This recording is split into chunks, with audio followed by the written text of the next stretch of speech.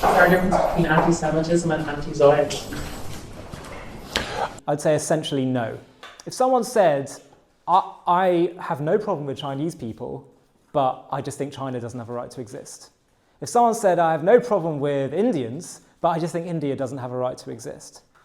You're telling me out of all the countries on earth, some of which are younger than Israel is in terms of its re-establishment, you know, when India and Pakistan were created, there were way more refugees and people killed and atrocities that happened and people displaced on both sides than anything like what happened in Israel and what was then British Mandate Palestine in 1947 and 48.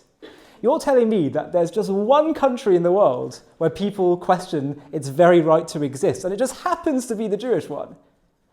And given that there's been 3,000 years of a very unique kind of hatred towards Jewish people, which has been exterminationist in nature, literally questioning their right to exist.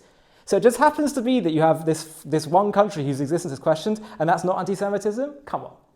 You know? It's also basically saying that the Jewish people do not have a right to self-determination. The Jews are, as I said before, not just a religion, they are a nation as well.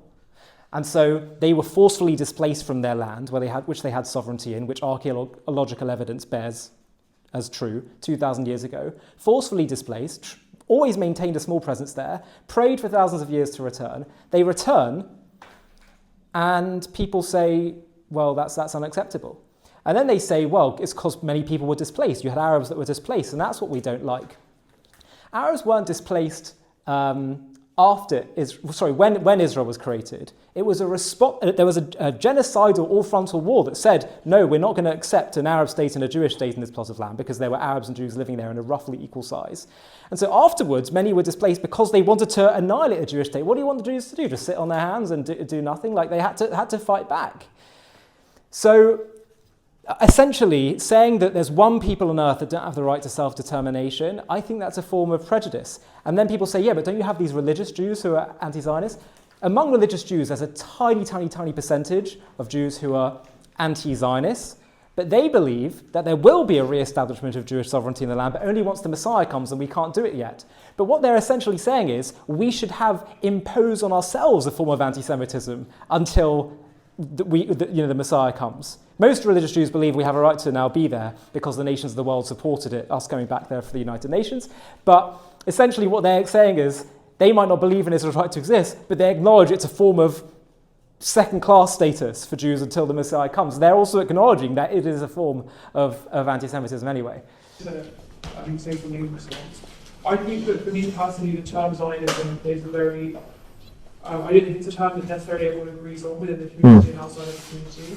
From my perspective, Zionism and anti-Zionism are not always just saying Israel shouldn't exist. I think sometimes people use the word Zionism to discuss the actions of the Israeli state and being critical of that. Yeah. So I think the answer to that question, it depends on, I think, who you ask. Because I think those terms are, especially today, very polarizing terms, and different people have different groups as well define them in different ways. Yeah. So I think obviously everyone, and I believe in free speech, everyone should be able to share their opinion on it, but I think for the non-Jewish people in the room, I think if you ask different Jews that question, I think everyone would have a different answer based on their own viewpoint. It's a great point, and I should have actually defined my terms at the start. So I'm just going to give you what I think is a standard definition of Zionism. If people want to give other definitions, well, we can have a discussion of what they mean by that. You need to be able to agree on fixed definitions when you're having to start a discussion. So my definition of Zionism, which seems to be the accepted definition, at least on, Oxford Dictionary and these things, is the belief of the Jewish people in the right to self-determination in their ancient homeland. Anything beyond that, about this government, what the IDF did in that particular, that's a whole different subject, but that's not about Zionism. That's about a specific thing that the Israeli government did. But I do sometimes wonder as well, precisely what you said, is it even worth using this term? Ultimately, it's Jews living in their ancient homelands, and I do wonder whether we even should be using this term, especially when it's just become so complex and so divisive. Yeah, I think defining one's terms at the start needs to be important. Maybe needs to be a lot of re-education on what we actually mean by these things. There's a huge amount of ignorance out there, which means that people are just using wrong terms. And I, by the way, do believe that a lot of hostility today that Israel Jews may feel is not based on deep-seated anti-Semitism. It's just on misunderstanding, or maybe just having a certain perspective on things, just want to dig a bit deeper, certain things that are just not clarified, and ignorance. And I think that's a good thing, because that means that conversations can be had, people can be enlightened and educated, and opinions can be shifted in much easier ways than deep-seated, hateful, ideological viewpoints. I'm so excited to share with you something that I've been working on for a while. We've just taken JTV content to the next level. Introducing JTV Plus, a new platform streaming exclusive content created and handpicked by me. Get ready for jaw-dropping documentaries, exclusive interviews, insider access, and so much more. JTV Plus brings you captivating stories that will shock and inspire you, stories that honestly I'm discovering for the first time too. From Israel to Jewish history to Judaism, it's all there. In exclusive interviews, you'll hear guests open up about things they've never shared publicly before. Plus, I'll take you behind the scenes where I get a lot more personal with you.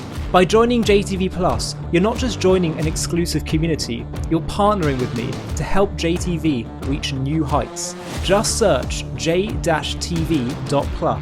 and join our exclusive community today. There's a link in the video description. I'll see you there.